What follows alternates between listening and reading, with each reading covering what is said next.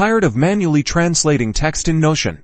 Let's automate that. First, set up your Notion database. You'll need columns for the original text, the target language, and where the translated text will go. I've created a blog posts database with title, language, and translated title columns. Feel free to adapt this to your own needs. Now, head over to Zapier and create a new Zap. The trigger will be new database item in Notion. Connect your Notion account and select the database you just created. Make sure to thoroughly test the trigger to confirm Zapier is correctly pulling information from your Notion database. Successfully testing the trigger will give you the green light to continue. Next, add the Translate by Zapier action. This is where the magic happens.